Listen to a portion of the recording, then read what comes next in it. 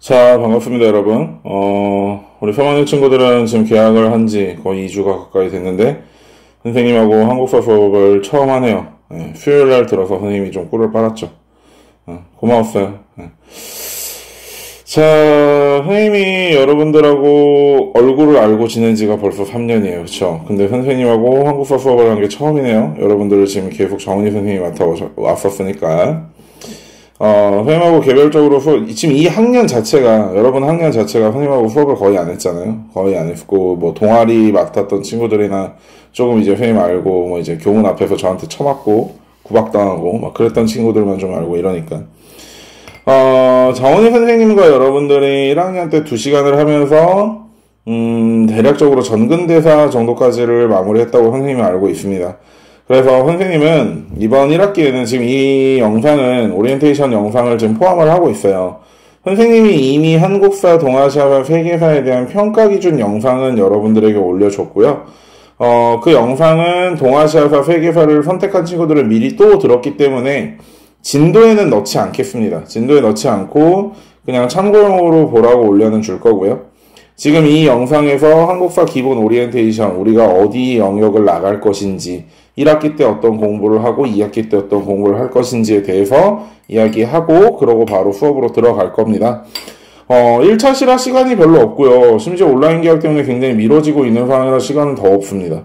그런데 여러분들은 한국사를 반드시 봐야 되는 필수 과목이고 어쨌든 현행 지금 교육과정 하에서 작년에서도 보이듯이 근현대사의 비중은 굉장히 높아지고 중요해지고 있습니다. 2015 개정 교육과정에서는 좀 더 심각해졌을 정도로 고등학교 한국사에서 전근대사의 비중이 줄었어요. 사실 여러분들이야 지금 공구 개정 교육과정으로 보고 있고 현행 2학년들이 수능을 보는 내년까지는 공구 개정 교육과정이 계속 진행이 될 겁니다. 그런데 그 다음 현 1학년들부터 시작되는 2015 개정 교육과정은 한국사 수능을 준비함에 있어서 고등학교 교과서만으로는 솔직히 좀 불가능하다는 생각이 들어요, 선생님은. 중학교 때 배운 전근대사의 영역에 대한 부분들을 좀 배워야 돼요. 왜냐면 2015 개정교육과정은 지금 현행 여러분들이 보고 있는 이 교과서는 6단원으로 편제가 되어 있잖아요. 그죠? 지금 뭐 4, 5, 6을 보고 있으면.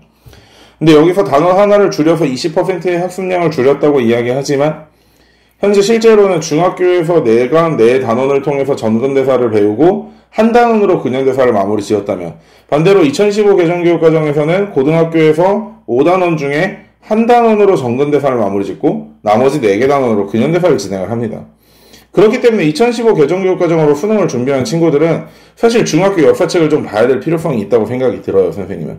그런데 여러분들은 아직 공고 개정교육과정이고 이 공고 개정교육과정은 여러분들이 지금 보고 있듯이 1단원에서 6단원까지 굉장히 균형적인 편제로 공부 분량이 조금 많긴 하지만 균형적인 편제로 한국사가 잘 되어 있고 정은희 선생님이 어떻게 가르치는지 압니다. 굉장히 꼼꼼하게 하나하나 훑어서 가르쳐 주시는 분이기 때문에 전근대사가 굉장히 잘 준비되어 있다고 생각이 들어요. 선생님과 함께 4단원, 5단원, 6단원을 하면서 근현대사를 마무리 짓고 1학기 안에 마무리 지을 수 있으면 또 여러분들이 전근대사를 다시 공부하러 갑시다. 처음부터 선생님과 함께 수업 시간을 통해서 1, 2, 3단원의 어떤 부분들을 함께 살펴볼 수 있는 기회가 또 있으면 좋을 것 같아요. 어쨌든 지금 선생님은 흥선대원군부터 시작을 하려고 합니다. 근현대사의 시작이라고 불리는 흥선대원군. 선생님 1학년 때 한국사를 해가지고 기억이 잘 안 난다. 괜찮습니다. 실제로 지금 이 7차 개정교육과정 이전에서는 7차 교육과정 이전에서는 역사 과목은 한국사, 근현대사, 세계사로 이루어져 있었어요. 다시 말해서 한국사가 전근대사 부분을 따로 가르치고 근현대사 부분을 따로 가르쳤습니다.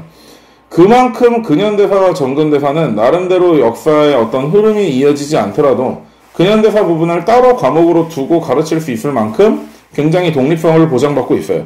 그렇기 때문에 1, 2학년 때 안 했던 부분이 기억이 안 난다고 너무 서운해하거나 역사를 배우는 데 있어서 불이익을 받을 일은 거의 없으니까 지금 주어진 것만 열심히 하시면 됩니다. 괜히 뭐 변명해가면서 불만 토달지 말고. 알겠죠?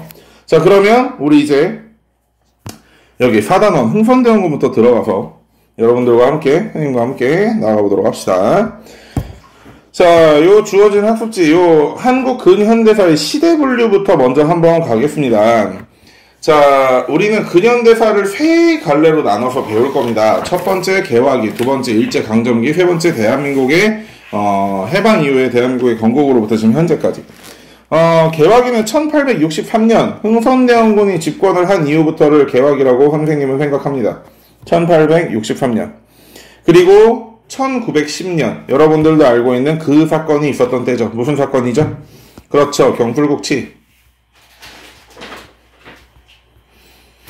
이때부터 일정강점기가 시작되고 1945년 8월 15일 우리나라는 드디어 염원하던 뭐를 이루게 됩니까? 광복 또는 해방을 이루게 되죠. 그리고 지금 현재 2020년까지. 그래서 우리는 개화기, 일제강점기, 대한민국 시기 이 세 갈래로 근현대사를 구분하고 있습니다. 구분하고 있어요. 이 다음에 나와 있는 것들이 소위 말하는 1863년에서부터 1910년까지의 대략적인 타임라인 사건들을 선생님이 이야기한 겁니다. 타임라인 사건들을 이야기한 건데, 선생님은 이다지 선생님의 구조화를 굉장히 거의 베껴왔어요.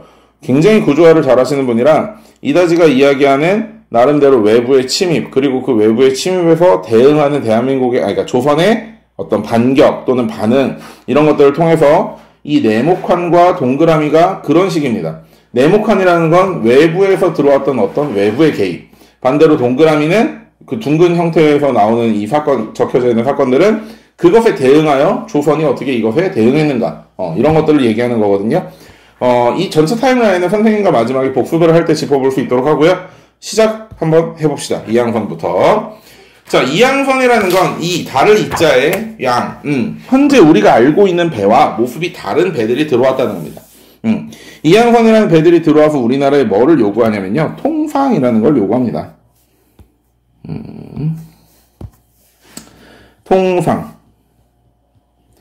우리 서로 알고 지내자, 장사하자 이렇게 요구를 하는 겁니다. 이 이항선의 요구에 이어서 이 이항선이 나타날 때쯤 해가지고 새롭게 권력을 잡은 사람이 있어요. 기존의 세도 정치를 끊어내고 새롭게 권력을 잡은 사람은 흥선대원군입니다. 대원군이라는 이름에서도 알 수 있듯이 대원군, 아빠죠. 왕의 아빠. 고종이 너무 어렸기 때문에 고종을 대신해서 정치를 정권을 잡았던 사람을 흥선대원군이라고 하는데, 자, 이 흥선대원군의 목적은 두 가지입니다. 여러분들이 아무리 정근대사가 기억이 안 난다고 해도 흥선대원군을 설명하기 위해서는 나름대로 정근대사, 특히 세도정치 부분을 조금 다룰 수밖에 없는데, 세도정치에서 가장 큰 문제가 뭐였죠? 그렇죠. 삼정이 문란하기도 하고 또 왕권이 악화되고 그런 문제들이 있었잖아요. 그쵸? 왜냐면 매간매직, 원래 관직이라는 건 왕이 줘야지, 높은 사람한테 이렇게 돈 찔러주고 여자 찔러주고 이런다고 관직 얻고 이러면 안 되는 거잖아. 그치?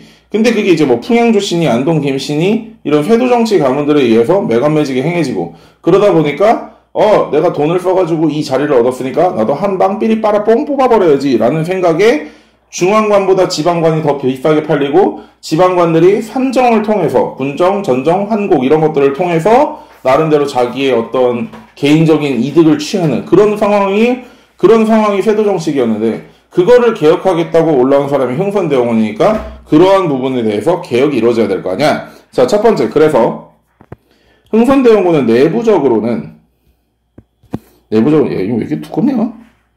아니, 내 샤프 맞는데. 좀 줄여볼까? 내부적으로는 왕권 강화를 첫 번째 목표로 삼았습니다.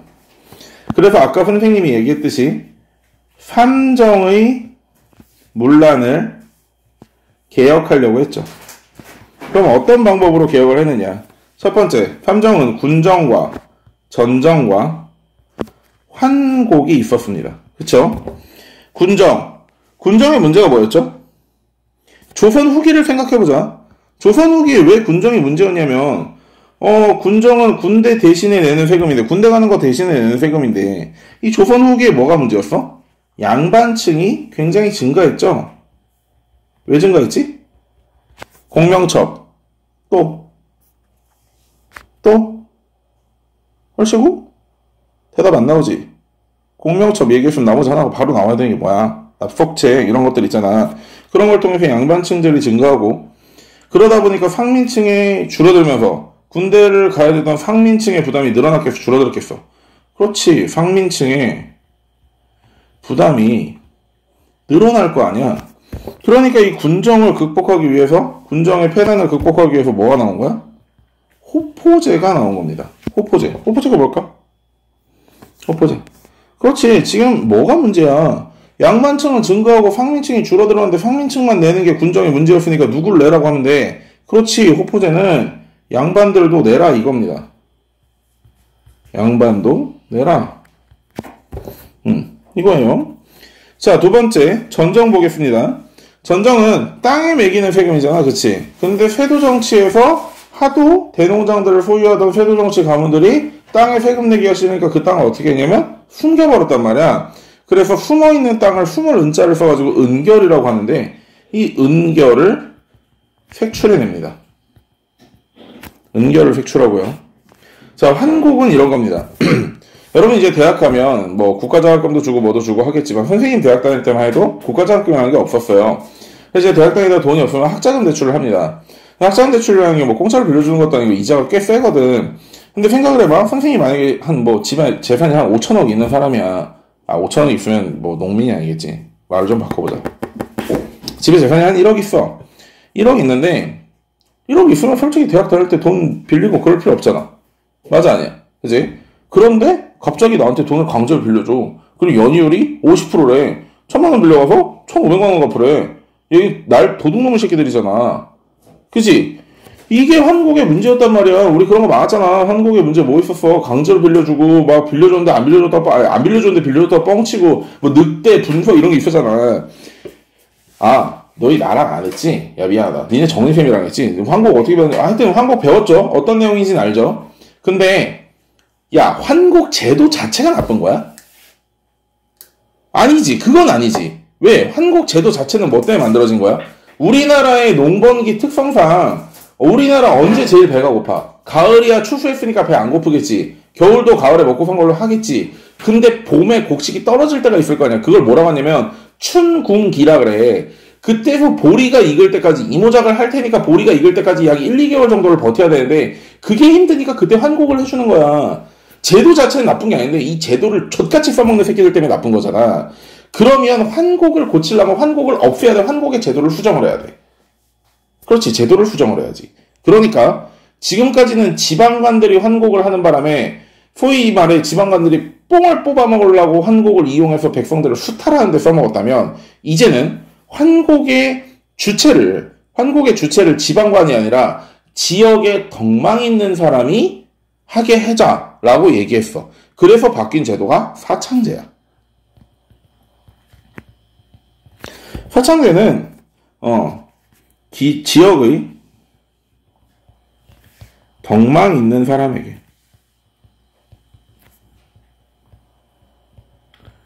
환곡의 운영을 맡긴 거죠. 자, 그 다음에 두 번째. 이거는 이제 삼정의 문란을 해결했고 왕권 강화는 뭘로 해야 되겠어? 삐까뻔쩍하게 뭔가 궁궐을 하나 지어야 될 거 아니야. 그게 뭐야? 그렇지. 임진왜란때 불타버렸던 경복궁을 중건하겠다는 겁니다. 문제는 이거 하느라고 대원군이가 다 조졌어요. 예. 왜? 얘들아, 궁궐을 삐까뻔쩍하게 세우려면 돈이 많이 들어갈까? 존나 많이 들어갈까? 그럼 존나 많이 들어가지. 자, 그러면 존나게 많이 들어가면 돈을 많이 써야 되는데 이 흥선대원군이라는 건 경제를 안 배웠어. 이래서 여러분들은 선택 과목을 하는 게 아니라 필요한 과목들을 배워야 돼.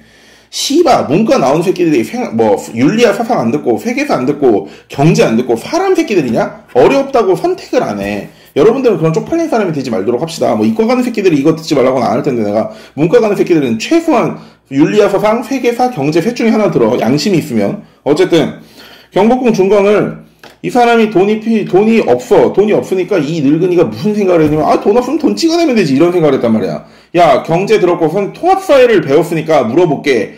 돈이 없다고 돈을 찍어내면 돈의 가치가 어떻게 되지? 돈이 넘쳐 흐르잖아. 돈의 가치 떨어지지. 돈의 가치가 떨어지면 뭐가 올라가? 물가가 올라가잖아. 미친 거야. 당백전이라는 걸 만들면 이 당백전이라는 걸 만들어가지고 당백전을 발행해서 이 당백전은 동전 하나가 상평통보 100개의 가치를 한다고 찍어낸 동전이란 말이야. 그런데 그렇게 되니까 당연히 물가가 어떻게 돼 있어? 개작살이 나지. 엄청나게 물가가 뛰었단 말이야. 이것 때문에 흥선대원군이 이걸 뒤지게 먹습니다. 자, 두 번째 통상수교 정책, 통상수교 거부 정책을 볼게요. 이거는 내부의 문제였고 이제 외부적 문제를 볼게요. 통상수교 거부정책. 야, 내가 이 글씨를 너무 크게 쓰기 시작했냐? 다 채울 데가 없네. 자, 통상수교 거부정책은 2020년에 킬러 문제로 한번 미안해. 2019년에 킬러 문제로 한번 나왔습니다. 통상수교 거부정책의 순서를 물어보는 문제가 작년에 나왔었잖아. 그치? 이거 생각보다 킬러 문제였어. 정답률 많이 낮았다. 그래서 순서를 보면서 하나씩 갈 겁니다. 자, 첫 번째. 병인년에 대대적으로 천주교인들을 박해를 합니다. 그런데 여러분들이 하나 잘 모르고 있는 게 대원군이 처음부터 대가리에 척화비를 존나게 세우고 양키 새끼들은 존나 나쁜 새끼들이에요 이렇게 말한 게 아니야. 대원군 집안은 기본적으로 천주교 집안이었고 대원군 마누라도 천주교 믿었던 사람이고 대원군 아들이었던 고종의 유모도 천주교인이었어. 그래서 대원군이 초창기에는 프랑스를 끌어들여가지고 우리가 나름대로 어떤 국가적 이익을 도모할 수 있지 않을까 이런 생각을 했거든. 그런데 계속해서 프랑스는 종교의 전파에만 관심이 있지 대한민국과 함께 뭔가 외교적인 뭘 해가지고 뭘 하겠다 이런 생각은 거의 안 했고 그 다음에 대원군을 열심히 지지해주던 게 성리학자들이었기 때문에 대원군은 중간에 이제 노선을 바꿉니다. 에이 씨벌 양키 새끼들하고 안 놀고 공자님들하고 놀아야 되겠다 이런 생각으로 병인 박해를 합니다. 프랑스 선교사를 포함해서 많은 저기를 죽여요. 여러분들이 나중에 서울로 대학을 가면 6호선에 양화진역이 있는데 양화진에서 내리면 옆에 절두산이라고 있거든. 그 절두산이 모가지 날아간 산이라고 그래서 절두산이야. 그 절두산 가면 절두산 순교지 있고 그래요. 뭐 성당, 주말성, 주일성당 이런 거 다녀가지고 어려서부터 홀리하게 살았던 친구들은 뭐 주일학교 이런 데서 견학 가봤을 수도 있을 것 같은데 어쨌든 그렇게 알고 있고. 자, 병인 박해 이후에 두 번째 사건은 제너럴 셔머노 사건이 일어납니다.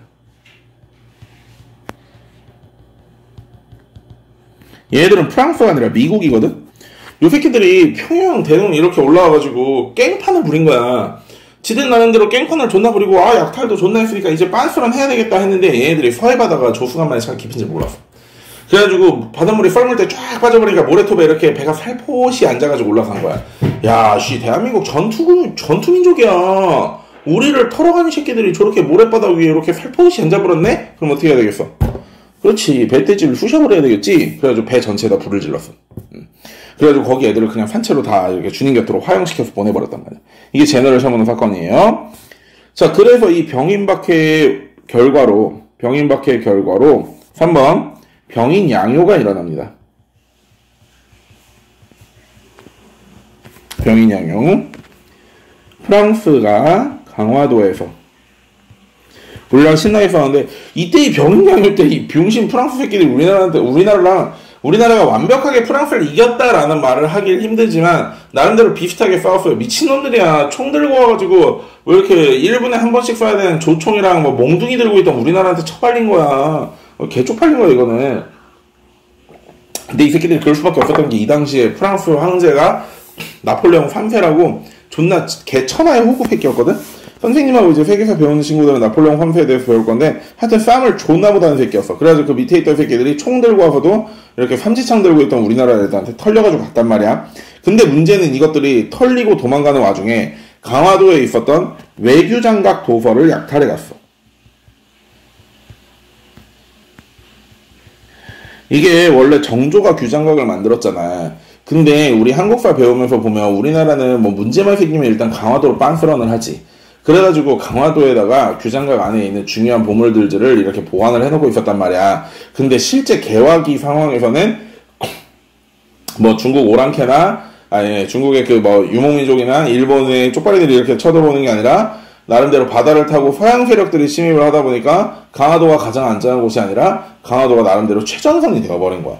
그래가지고 외교장각 도서를 약탈해 갑니다. 이 외교장각에 있는 도서 안에 이제 우리가 이 외교장각 도서 얘기를 조금 더 해볼 수 있을 것 같은데 사실 프랑스는 아주 문화재 들고 도망가는데 도 같은 새끼들이야. 진짜 썩을놈의 새끼들이거든. 문화재를 들고 이렇게 생각해봐. 프랑스에서 제일 유명한 박물관이 뭐야? 루브르 박물관이잖아. 한 95%는 아마 지네 나라 거 아닐걸? 다 어디서 훔쳐온 거야. 죽일 놈들이거든. 근데 우리나라가 해방 이후에 이 외교장각 안에 있었던 중요한 물품들, 그 중에서도 역사적으로 가치가 있는 의궤라는 거에 대해서 굉장히 관심을 가지고 있었어. 그래가지고 옛날, 나 지금 순간적으로 이름이 기억이 안 나는데, 그 서울대 역사교육과에서 그런 이야기를 계속 하셨던 어떤 교수님 때문에 뭐 그 제자가 프랑스로 뭐 이렇게 공부를 하러 갔다가 이렇게 온갖 프랑스에 있는 베르사유니 뭐니 이런 온갖 다 그 창고를 다 뒤져가지고 처음 찾아낸 게 직지심체유설이고, 직지고, 그 다음에, 그 다음에 결국 의궤도 찾았거든. 결국은 직진이 의견이 지금 우리나라에 반환 과정에서 이제 뭐 고속철 사업할 때 프랑스의 떼제베를 우리가 도입하면 걔네들이 이거 돌려주겠다는데 나중에 존나 천하의 개사기꾼이었던 거 밝혀졌고, 이명박 정부 때 G20 이 국제회의를 하면서 이 새끼들 니들 그딴 식으로 나올 거냐 그래가지고 그때 이제 5년마다 갱신하는 방식으로 돌려줍니다. 그때 돌려주는데 어쨌든 뭐 중요한 건 아닌데, 외교장각 문제는 시사상식을 물어보는 문제로서 등장할 수 있어요. 수능에서 시사상식을 마지막으로 물어본 게 선생님 기억으로 한 6년 됐거든? 근데 한국사 능력 검정을 준비하는 친구들이랑 외교장각 도서 이런 것들은 얼마든지 물어볼 수 있고, 뭐 나중에 이제 공무원 시험 이런 데서 나올 수 있으니까 들어봐서 나쁠 건 없습니다. 들어둬서 나쁠 건 없어요. 아마 대부분의 교과서에서도 읽기 자료로 따로 준비를 해줄 겁니다. 자, 어쨌든 그 다음에 병인양요 이후에 네 번째, 이건 좀 또라이 같아. 오페르트 도굴 사건이라는 게 일어나거든?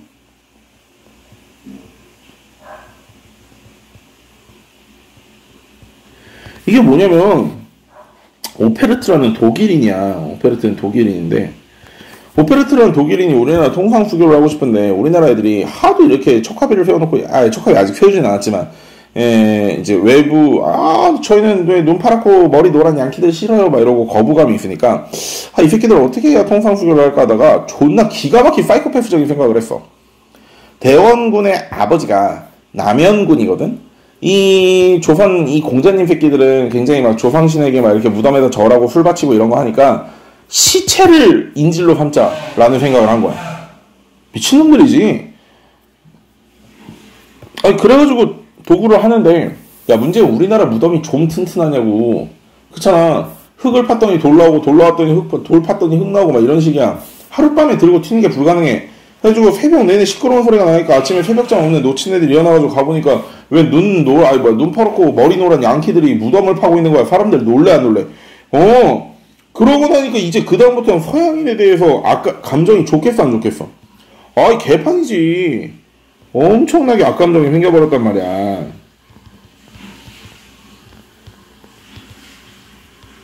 악감정이 생겨하겠죠?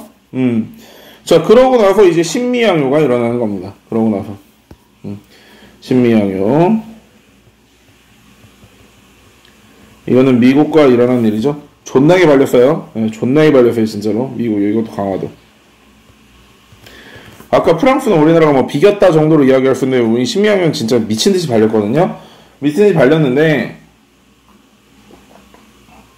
뭐 그럴 수밖에 없는 게 이 당시 뭐 신미양요 때 쳐들어왔던 미국은 남북전쟁 직후에 거의 최정예 병사들이 쳐들어온 거여서 우리나라 정말 뭐 300대 2인가 3의 그 교환비, 전사자 교환비. 그러니까 우리나라 애들 300명, 400명 죽는 동안 미국은 2명인가 3명을 죽는 거야.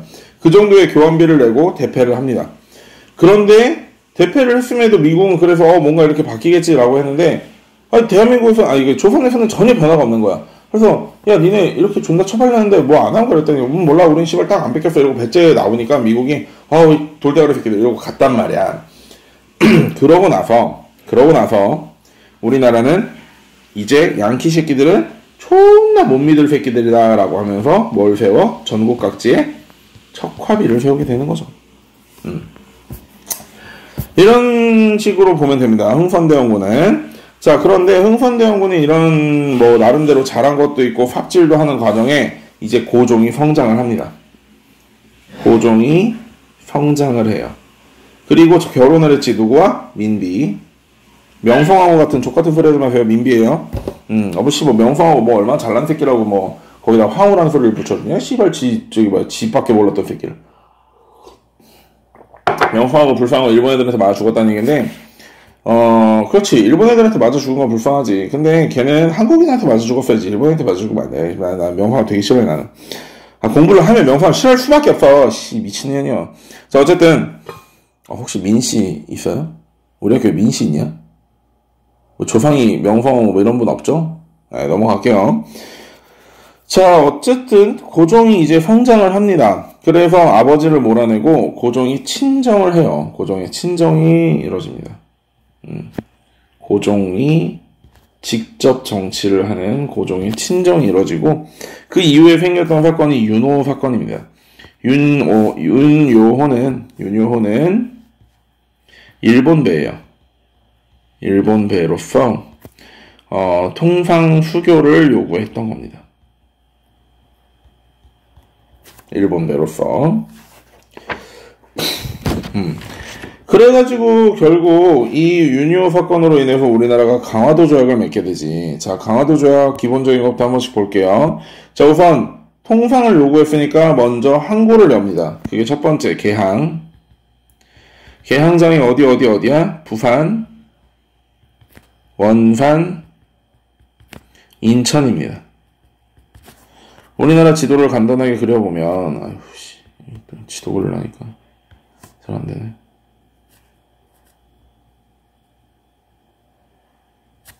자, 부산은 여기 있지. 일본과 진짜 가깝고. 인천은 왜 개항했을까? 어디가 가까워, 인천이? 여기 서울과 가깝잖아. 한양과 가깝잖아. 원산이 여기 있는 도시인데 이 지역이 나름대로 우리나라에서 또 다른 평야 지역이기도 하거든요. 나름대로 여기서 이제 곡식을 빼가기 위한 그런 개항장입니다. 나름대로 다 이유가 있어서 개항을 시켰어. 이유가 있어서. 자, 어쨌든 이런 강화도 조약의 성격, 당연히 무슨 조약이야? 그렇지, 불평등 조약이야. 선생님과 나중에 이제 사료를 읽기를 하면서 볼 건데 굉장히 불평등 조약인데 불평등 조약의 내용들을 예를 들어보면 첫 번째, 치해법권. 이거를 다른 말로 영사 재판권이라고도 하죠. 이게 치해법권이 뭐냐면 그러니까 우리나라에서 예를 들어서 일본인이 뭐 어떤 여자를 강간했다고 치자. 그러면 우리나라는 강간했을 때 이렇게 처벌이 조선에서 예를 들어서 곤장을 500대 때리고 꼬추를 자른다 뭐 이런 거라고 해봐.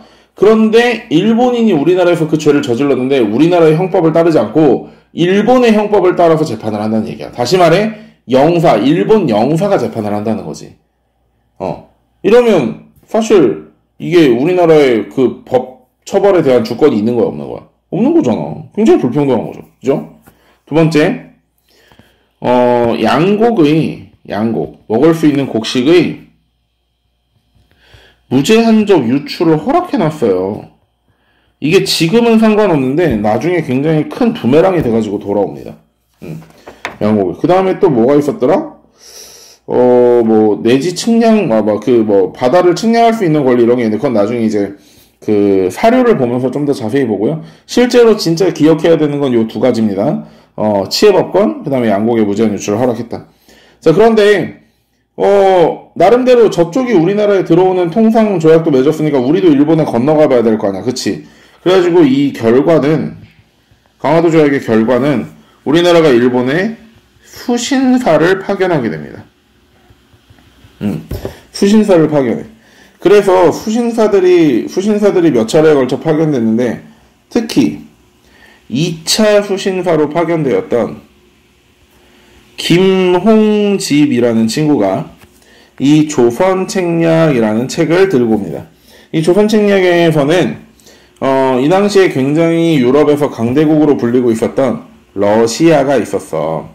이 러시아가 무적 함대니 뭐니 해가지고 발틱 함대 이런 걸 하고 나름대로 굉장히 확장 정책을 펼치고 있었는데 이 러시아에게 가장 필요한 거는 부동항, 얼지 않는 항구였어. 러시아가 지금도 너희도 알겠지만 굉장히 위도가 높은 곳에 존재했잖아. 러시아 땅 전체가 추워서 겨울엔 바다가 얼어버린단 말이야. 이 당시만 해도 공군이라는 게 존재하지 않았던 시절이기 때문에 해군의 강력함이 굉장히 중요한 때였는데 겨울에 바다가 얼어버리면 해군이 머무를 수 있는 항구가 없잖아. 그래서 부동항, 얼지 않는 항구를 얻기 위해 굉장히 노력하고 있었던 상태였기 때문에 러시아가 남하를 할 것이다. 조선 책략에서는. 그렇다면 러시아가 남하에서 조선을 먹으려고 할 때 조선은 어떤 책략을 펼쳐야 되는가라고 적어놓은 게 이 조선 책략이야.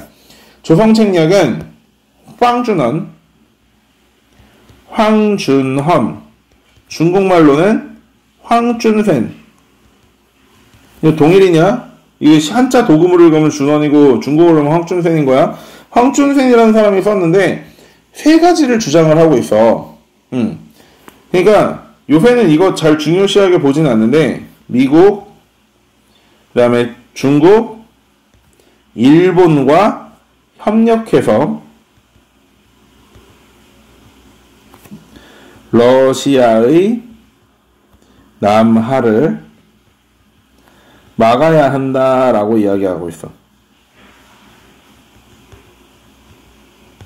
이게 조선책략의 내용이야. 조선책략의 내용. 됐어? 됐어? 뭐 여기서 이제 뭐 친중, 결일, 연미 뭐 이런 표현도 쓰긴 하는데 이거 그냥 따로 보라색으로 적어놓으세요. 그냥 다른 색으로 적어놓으세요. 친중, 결일, 연미. 이렇게 적어두시면 됩니다.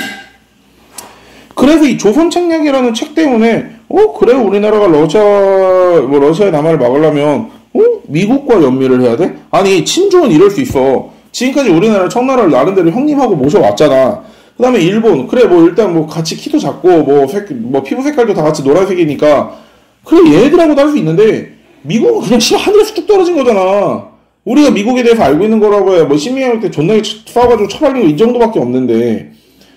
그런데 이 조선책략이라는 게 정말 강력한 조선사회의 어떤 걸 가져다 줬고, 특히 이제 아버지에게서 권력을 빼앗아가지고 뭔가를 진짜 적극적으로 해보려던 고종 입장에서는 나름대로 이 책략을 보고 뿅 가가지고 그 조선을 개방해서 외국에 이제 있는 외국 나라들과 교류를 맺기 시작하는 거야. 그 첫 번째가 즉 중국이나 일본을 제외하고 서양 국가와 맺었던 첫 번째 조약이 바로 미국 조미수요 통상조약입니다.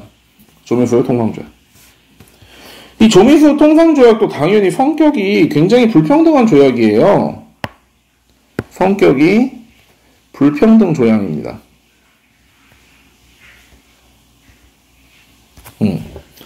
그래서 진짜 여기에도 뭐 여기는 딴 게 아니라 최혜국 대우라는 게 있어. 이거 진짜 족같은 거야. 최혜국 대우. 이걸 어떻게 설명을 해야 될까? 최혜국이라는 건 무조건 이 나라에는 최대한의 혜택을 주겠다 이거야. 예를 들어볼게. 선생님이 2학년 4반에 권윤선이 있고 권시은이 있고 또 누구 있냐? 뭐 박세은이 있어. 자, 선생님이 윤선이를 미워해. 그래서 윤선이가 지각을 하니까 자, 이제 우리 반의 규칙을 정하는 거야. 우리 반의 규칙을 정해가지고 뭐 예를 들어서 어떻게 설명을 해야 될까 이거를. 그래, 선생님이 원룸을 한다 하자. 원룸을. 자, 윤선이에게 방을 내줄 때는 선생님이 50만 원을 받고 내줬어. 월 50만 원. 그 다음에 윤선이보다 조금 더 좋아하는 시은이한테는 30만 원을 받고 내줬어. 자, 그러면 분명히 같은 방에 들어왔는데도 시은이를 더 좋아해서 30만 원을 줬잖아. 내가 시은이한테 자, 시은아, 나는 너에게 최혜국 대우를 해줄게 라고 얘기를 했단 말이야. 자, 그런데 선생님이 진짜 이뻐하는 박세은이가 와버린 거야. 그래가지고 세은이가 원래 엄청 부자고 나한테 이렇게 원룸에 살 계획이 없는 애였는데 여기 왔네. 내가 그러면 세은이는 이뻐하니까 10만 원에 해줘야 되겠다 라고 했거든. 그러면 내가 최혜국 대우를 약속했던 시은이의 월세는 자동적으로 얼마가 되는 거야? 10만 원이 되는 거야. 이게 최혜국 대우야. 즉 다른 나라와 조약을 했을 때 무조건 자기네들과 맺은 조약보다 좋으면 무조건 그 좋은 계약을 따라서 조약이 자동으로 갱신되어 버려. 윈도우 업데이트 같은 거야. 나 업데이트 하기 싫거든? 그랬더니 갑자기 업데이트가 띵! 너 씨발 아무것도 하지 마! 그랬더니 우리 업데이트 하다 뿅! 하고 바꿔버리는 거 있잖아. 그랑 똑같은 거야, 씨발 새끼들. 자, 어쨌든 미국하고도 뭔가를 했으니까 미국도 보러 가야 될 거 아니야. 일본과 강화도 조약을 맺고 뭐가 파견됐지? 수신사가 파견됐죠. 미국과 조미수요 통상조약을 맺은 결과는 보빙사가 파견됩니다. 그래서 얘들이 나중에 뭐 중요한 내용 아니니까 보라색으로 적을게. 얘들이 나중에 뭐 이제 샌프란시스코 지역으로 가요. 그래서 미국 대통령도 만나고 이러거든. 뭐 그때 뭐 이제 미국 대통령이 악수하려고 이렇게 손 내미니까 뭐 저래가지고 싶어 보이지 않아 뭐 이런 얘기들도 있는데 어쨌든 조미수요 통상조약을 통해서 보빙사가 파견이 됩니다. 자, 여기까지 여러분들이 했으면 뭔가 촉이 와야 돼. 뭐가 와야 될까? 전근대사랑 달라, 근현대사는. 뭐야? 지금 계속해서 사건들이 원인, 결과, 원인, 결과, 외부, 내부, 외부, 내부 이런 식으로 다 연결돼 있어. 즉, 근현대사는 굉장히 짧은 약 200년도 안 되는 시간에 일어난 수많은 일들을 애워야 되니까 우와 씨발 연도도 월 단위로 애워야 되는 거 아니야? 이렇게 하고 되게 복잡해하지만 그러지 않아도 돼요. 실제로 모든 사건들이 실타래 풀리듯이 전부 연결되어 있기 때문에 흐름을 잡는 게 굉장히 중요합니다. 이해됐어? 이해됐어? 자, 그러고 나서 일단 법인카도 받고 어쩌고저쩌고 하니까 자, 이제 뭔가 개화를 해봐야 되겠어. 자, 근데 얘들아 지금 우리나라가 개화를 하는 목적이 뭐지? 우리나라도 다른 나라들처럼 강대국이 되고 싶다 이런 거잖아. 그럼 강대국이 되려면 뭐가 있어야 돼? 뭐 꼭 이게 강대국의 조건은 아니지만 이 당시 사람들 생각에는 뭐 신미양요나 병인양요에서 우리가 너무 처참하게 처발렸으니까 아 강대국을 위해서 우리나라가 굉장히 강력한 군대가 있어야 되겠다 이런 생각을 한단 말이야. 그래서 개화 정책을 펼치는데 개화 정책을 펼쳤던 기관은 뭐 이거는 안 나올 텐데 통리기무아문이라는 곳에서요 개화 정책을 펼쳤고요. 이 당시 개화 정책에서 가장 중요한 것은 역시 신식군대였던 별기군입니다. 별기군을 창설했어요. 별기군 창설. 자, 오늘 이모군란까지 하고 마무리 지을게요. 이모군란까지 하고. 자, 그런데 이 별기군을 창설하게 되면서 문제가 뭐가 됐냐면 기존에 있던 구식 군인들의 불만이 굉장히 심해진 겁니다. 그러니까 예를 들어서 기존에 있던 구식 군인들은 이거를 어떻게 설명을 하면 좋냐면 내가 다지 언니 설명하고 똑같이 한번 해볼게. 자, 얘들아, 니네가 어떤 회사에 입사를 했어. 뭐 예컨대 그냥 이렇게 해보자. 자, 순창고가 있어. 선생님이 순창고에 언제 왔냐? 2016년에 왔어. 2016년에 왔는데 순창고에 처음 따보니까 자, 젊은 남자 선생님은 처음 왔으면 기숙사 사람도 해야 되고 담임도 맡아야 되고 업무도 맡아야 되는데 그리고 월급은 100만 원만 준대. 그래도 선생님은 당연히 이게 기본인 줄 알고 열심히 했다고 쳐. 자, 그런데 그 다음에 누가 왔냐면 김유진이 왔어. 김유진 쌤이 왔어. 그런데 내가 했던 것처럼 사감을 한 것도 아니고 담임을 한 것도 아니고 업무를 한 것도 아니야. 그냥 잘 있다가 갑자기 돈은 또 더 받아. 200만 원을 받았대. 그럼 내가 불만이 생기겠어 안 생기겠어? 생기겠지. 게다가 내 월급을 주지도 않아. 월급이 거의 1년 동안 밀리고 있어. 그럼 선생님은 뭐 먹고 살아야 돼? 흑파 먹고 살고 있단 말이야. 그런 상황에서 월급을 준다고 행정실에 선생님을 불렀다? 와 신나가지고 갔어. 신나고 가져갔는데 월급 봉투 안에 뭐가 있냐면 만원짜리랑 만원짜리 모양으로 잘라놓은 A4 용지랑 섞여 있는 거야. 타짜 같은 데서 보면 가짜 돈 만드는 그 돈 뭉치 있잖아. 그렇게 돼 있어. 사람 뚜껑 열려 안 열려? 열리지. 이게 이모곤란이야 얘들아.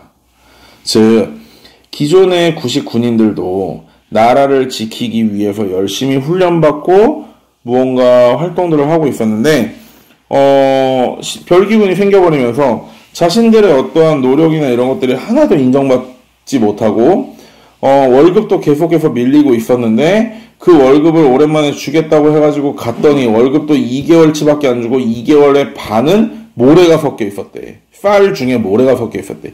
열 받겠어 안 받겠어? 받겠지. 그런데 이 이모곤란의 원인이 되었던 그 소위 말해서 쌀과 모래가 반 섞인 걸 줬던 사람이 민경호라고, 헌해청 당상관이었던 민경호라고 민비의 친척이에요. 그럼 씨발 뭐 이런 애한테 무슨 명성 황후 저간 소리 하고 있네 씨발. 어쨌든 자, 그럼 이모곤란의 원인 누구를 차별했어? 그렇지, 구식 군인들을 차별했죠. 그래서 두 번째, 이 별기군을 다스리고 이 별기군에게 훈련을 해주고 있던 애가 일본인 교관이었기 때문에 이들은 제일 먼저 어디를 가냐면, 그리고 자기네들이 이렇게 지금 불쌍하게 사는 거, 일본 애들이 와가지고 별기군을 가르치고 있었기 때문이다라고 생각을 했기 때문에 일본 공사관을 습격합니다. 그러고 나서 이들이 자기네들은 멍청하니까 누군가 자기네들을 지도해서 나라를 다스려주면 좋겠는데 그게 누가 있을까? 그런데 지금의 고종과 민비와 다르게 서양인들과 이야기하지 않고 척합의를 세웠던 사람. 그렇지. 흥선대원군에게 찾아가서 자기네들을 지도해달라고 합니다. 그래서 흥선대원군이 재집권을 해요.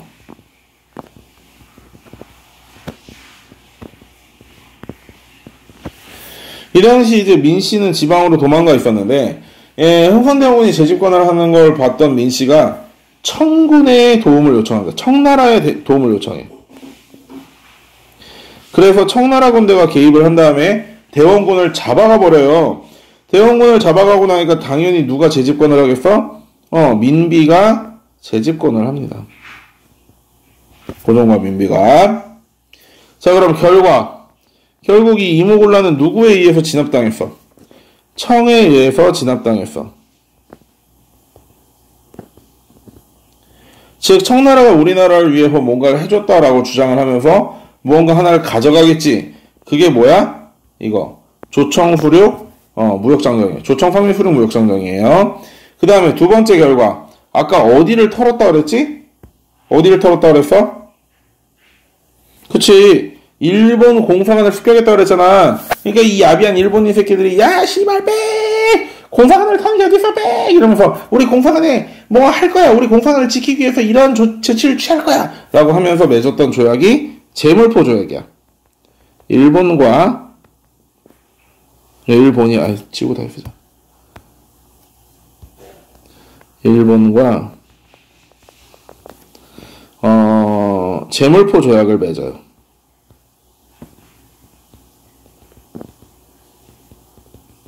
이게 뭐냐면 조선에 뭐 이제 일본 공사관 뭐 수리 비용 물어주는 건 당연한 거고 일본 공사관의 수비를 위해서 조선에 군대의 파견을 허용한다 라는 게 들어가 있습니다. 즉 일본의 군대가 조선에 머무르는 것을 조선은 인정할 수밖에 없었던 겁니다. 이거 나중에 굉장히 큰 부메랑으로 돌아옵니다. 자, 그 다음에 청나라가 가져갔던 조청상류수륙 무역장정의 내용은 뭐냐면 청나라 상인들에게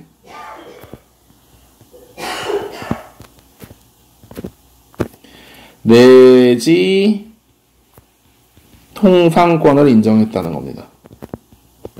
이게 무슨 말이냐면 지금까지 외국 나라의 상인들은 개항장, 항구를 열어준 항구에서 얼마 이상 안쪽으로는 못 들어왔어.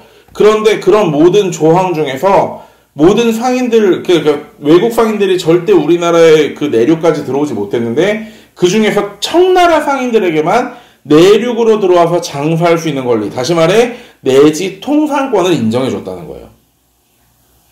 굉장히 청나라 상인들이 다른 나라 상인들에 비해서 굉장히 우위를 점할 수 있는 상황이 생겨난 겁니다. 이해됐어요? 자, 일단 시간이 많이 지났고 1차시짜리니까 오늘 강의는 여기까지 할게요.